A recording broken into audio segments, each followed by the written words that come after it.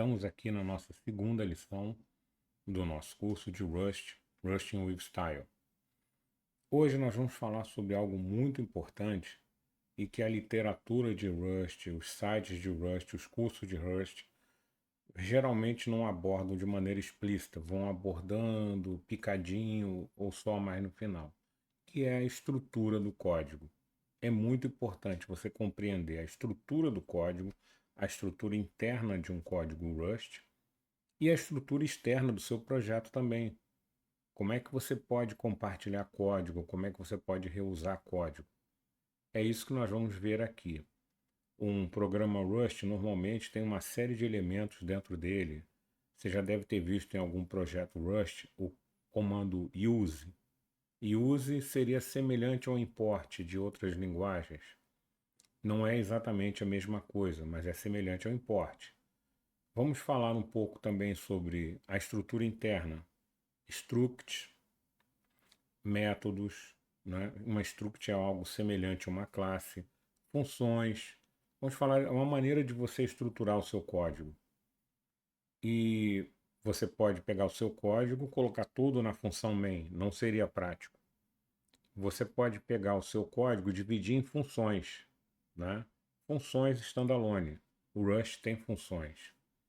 Você pode pegar o seu código e dividir em classes, que são as structs, e criar métodos para elas.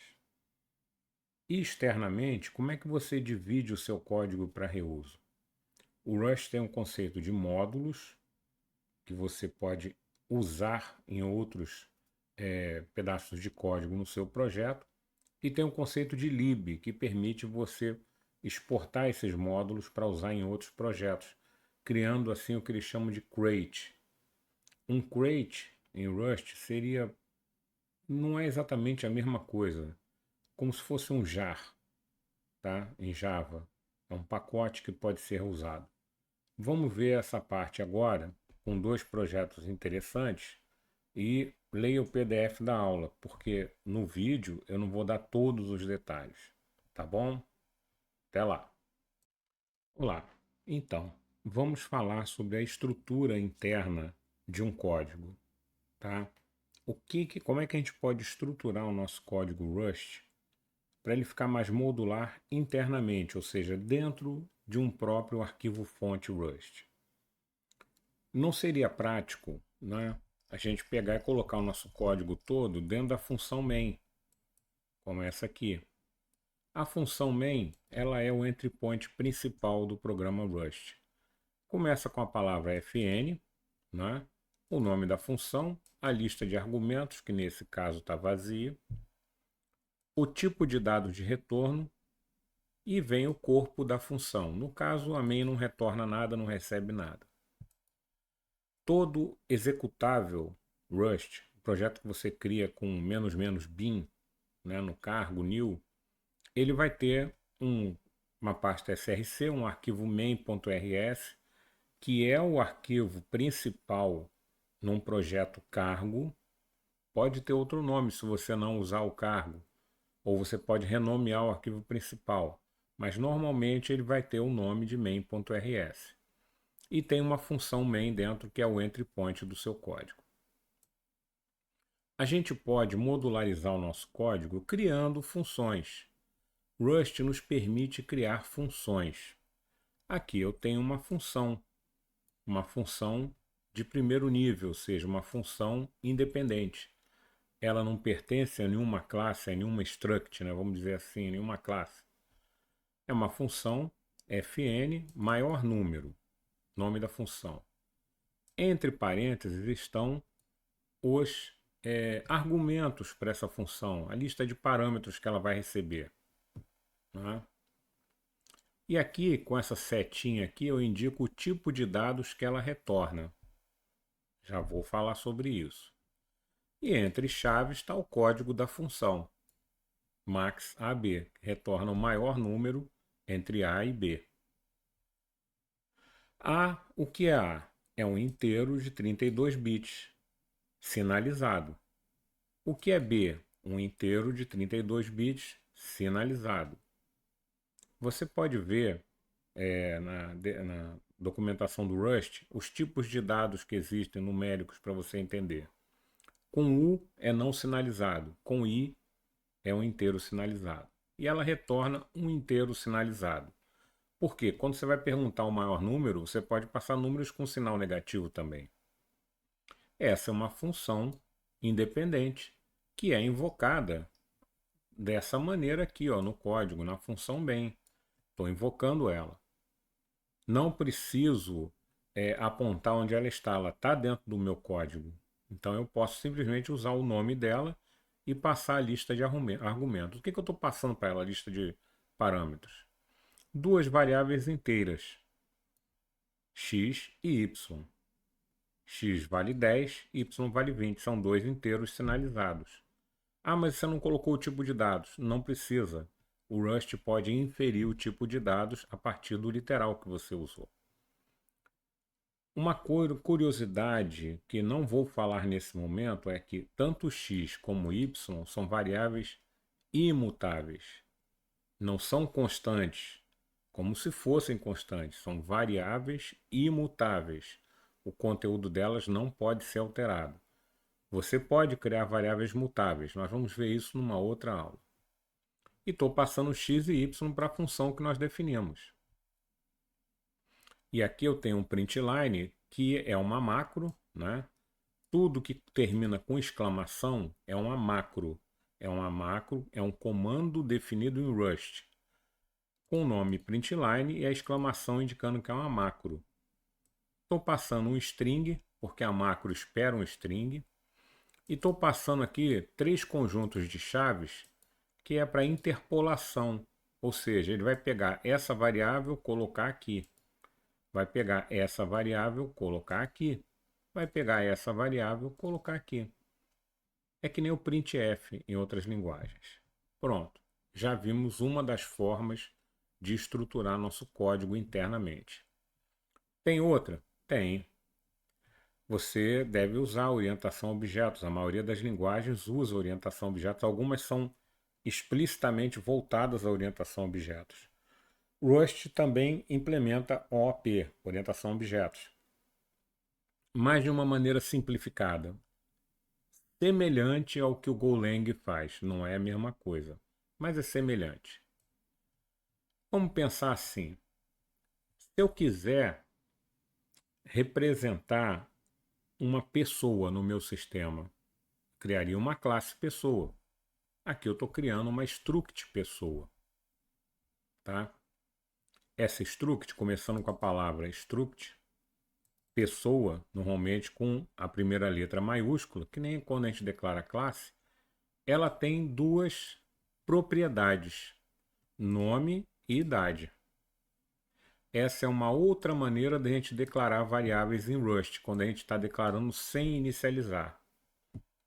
O nome da variável, 2 pontos, o tipo da variável. Nome é um string, idade é um inteiro não sinalizado de 8 bits. Inteiro não sinalizado, unsigned. Tá? Então a struct pessoa, toda instância de struct pessoa vai ter essas duas propriedades. Repare esse comentário que está aqui. Ó. Em vez de usar 2 barras, eu estou usando 3. Por quê? Porque tem o utilitário de documentação do Rust, ele vai usar esse comentário para documentar a struct pessoa quando a gente rodar isso. Muito bem. Pessoa pode ter métodos, pode ter comportamento? Pode ter comportamento. Só que a gente não declara dentro da struct. A gente usa o comando impl, ou impl, impl, quer dizer implementation. Impl pessoa.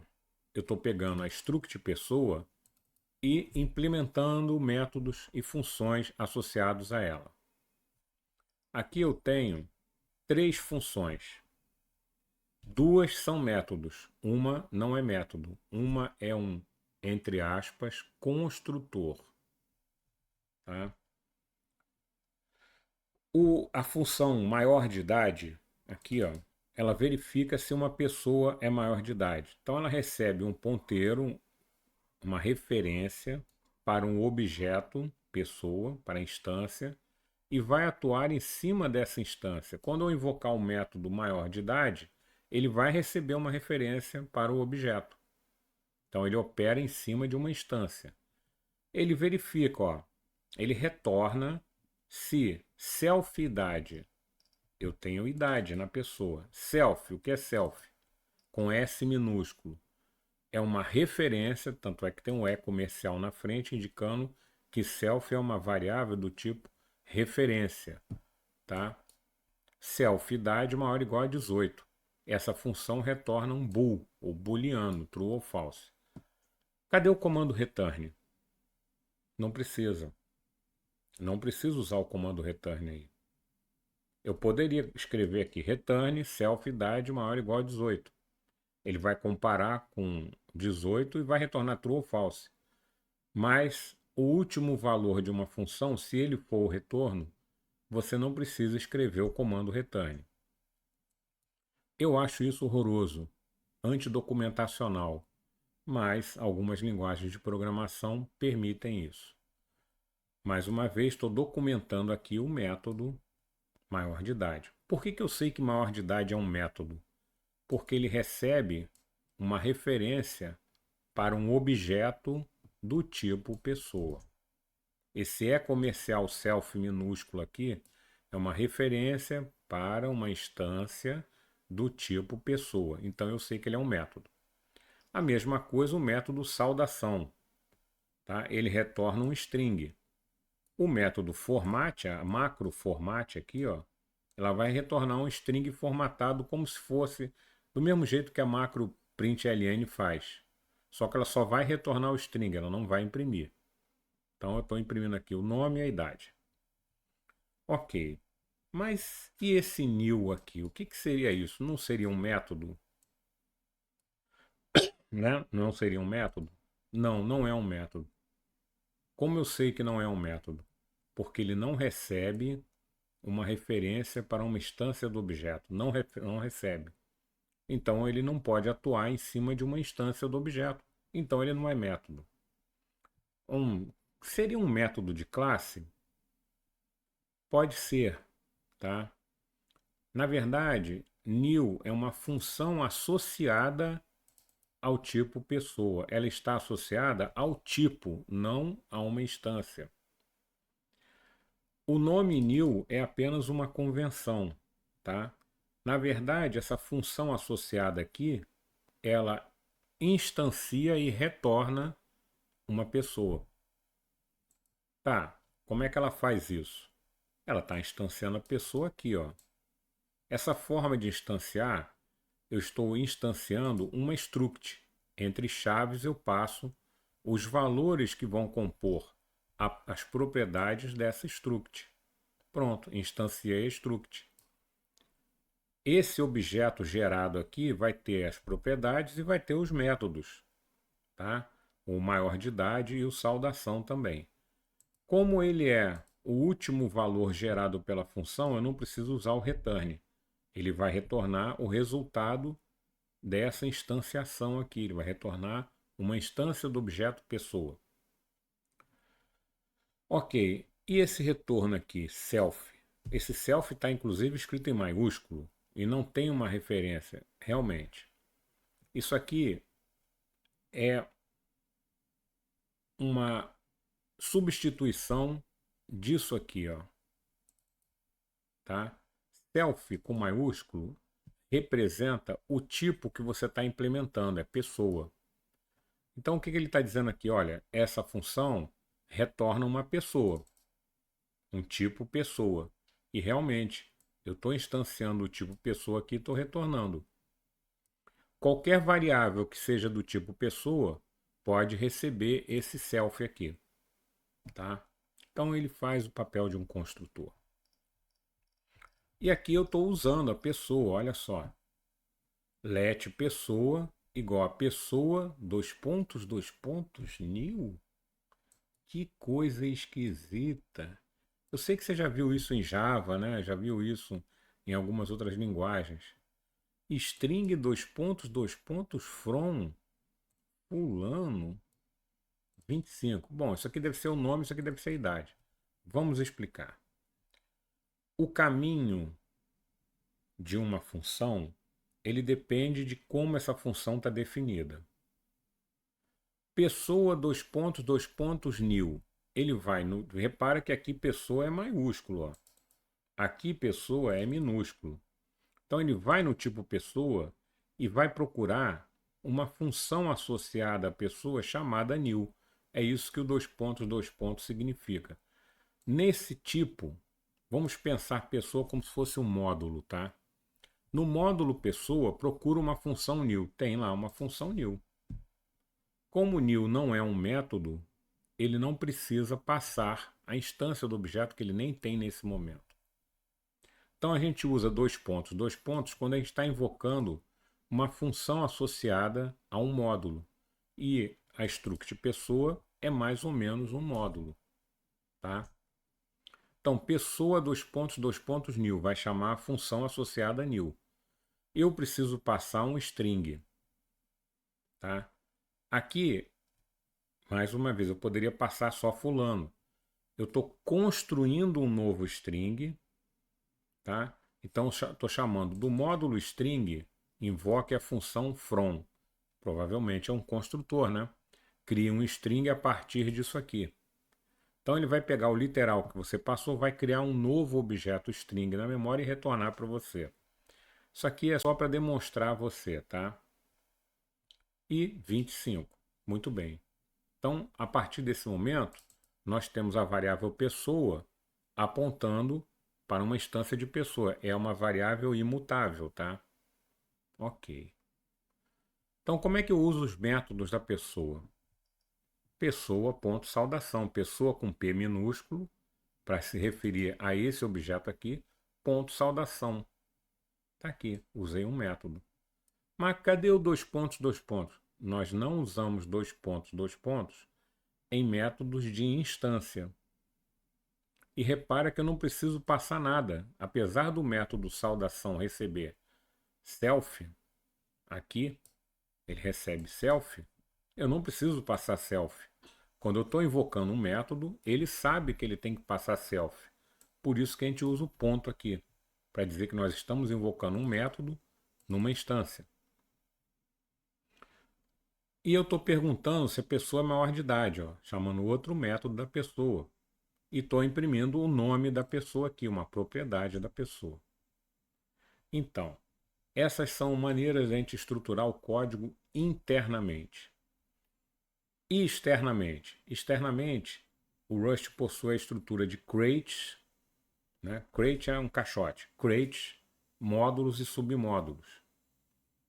E existe um comando, o comando use, que ele me permite indicar ou renomear uma função dentro de um módulo. Por exemplo, estou usando use std, cmp, max. Esse max aqui nada mais é do que essa função aqui. Max não está declarada no meu crate. Se não está declarada no meu crate, eu preciso passar o caminho completo de onde essa macro está, em que crate ela está, em que módulo, em que submódulo que ela está. Se eu não fizer isso, ele não vai encontrar a função max. Muito bem, então eu poderia simplesmente aqui, ó, em vez de max, usar esse nome completo aqui, ó. Poderia usar esse nome completo aqui. Aí não precisaria colocar o use lá, ó.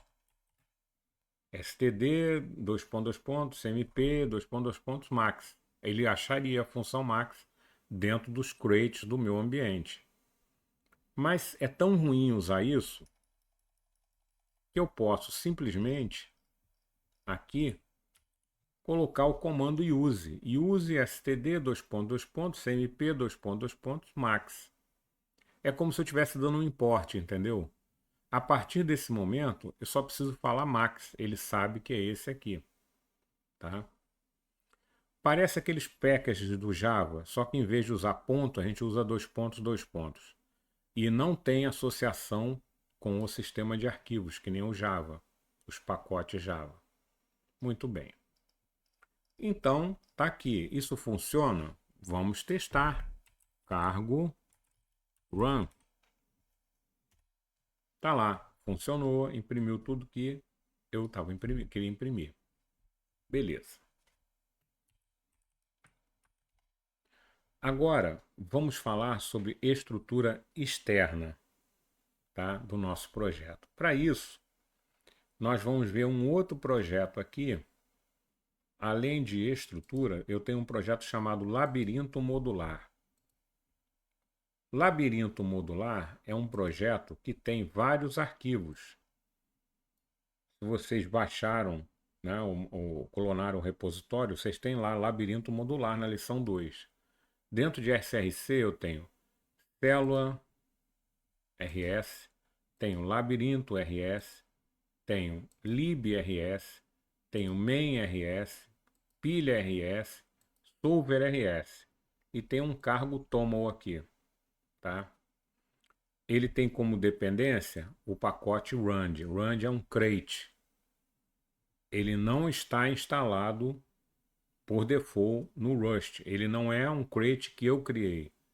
Então, o cargo vai trazer esse pacote a primeira vez que eu compilar. Vai baixar esse pacote para mim. E ele fez isso. Se você olhar no target, a gente tem lá, ó, as dependências todas, tudo que ele fez, tudo que ele baixou, tá lá. Muito bem. Esse projeto, ele cria um labirinto. Nós temos um labirinto aí no Rust Crab, que é um labirinto todo construído no main.rs. Esse aqui é diferente, esse aqui é todo modular. Vamos ver se ele funciona primeiro, tá? Eu quero inverter a ordem aqui. Vamos ver se ele funciona, se está tudo funcionando, antes da gente falar sobre ele. Cargo run. Já rodou. O Rust é muito rápido. Deixa eu mostrar para vocês aqui. Ele cria um labirinto usando um algoritmo, né, de um algoritmo. Ele cria um labirinto aleatoriamente. Tá lá. Cada vez que você rodar, ele vai criar um labirinto diferente. Você pode passar linha e coluna se você quiser aumentar, mudar as dimensões. A ideia é você percorrer esse labirinto até o final, ó. Tem vários caminhos que você pode fazer.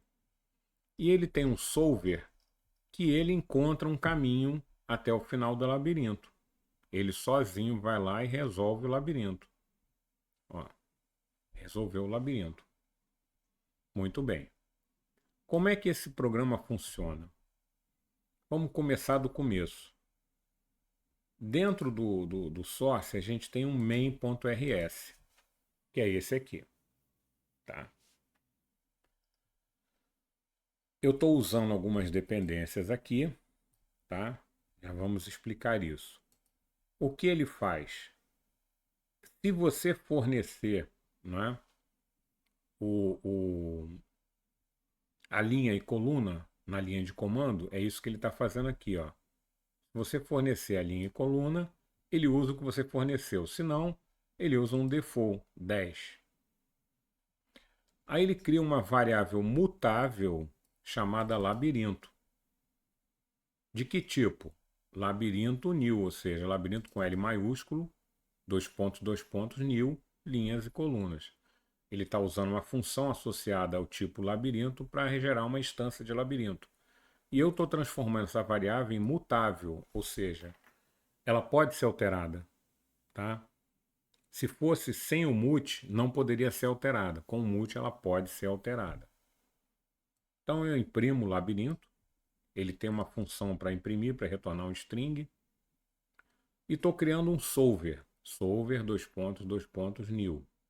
E estou chamando o método solve para ele resolver, passando uma referência mutável do labirinto. O solver precisa alterar o labirinto, por isso que eu tenho que passar uma referência mutável. E imprimo o labirinto novamente, porque ele desenha o caminho no labirinto. Por isso que o labirinto tem que ser mutável. Ah, como é que... Isso aqui, bom, eu estou usando aqui, ó, args é um vector de strings, tá? Que é um vetor dinâmico. Estou usando de env args, e chamando o método collect nesse objeto. Então eu estou importando std env. Isso é para coletar a variável de argumento, tá? E estou usando Maze Generator. O que é Maze Generator? Maze Generator é o nosso projeto, ó, Maze Generator, nosso crate, tá? Então, do projeto Maze Generator, eu estou usando duas classes, Labirinto e Solver. Então, eu preciso importar essas duas classes aqui, esses dois módulos aqui, para resolver o meu problema aqui, tá? Do meu crate, Maze Generator, eu estou importando Labirinto e Solver. Então, esse é o método main. O código está estruturado assim. A funcionalidade não está na função main. Ela está separada em vários arquivos. Vamos olhar, por exemplo, esse labirinto RS aqui. Tá? Eu não vou examinar o código todo com vocês. Eu quero que vocês examinem. Então, eu tenho uma struct labirinto pública. Esse pub é o quê? Como essa struct está definida num outro arquivo, que eu vou usar em outro arquivo, eu preciso dizer se as propriedades, se a própria struct é pública. Se não for pública, não pode ser usado.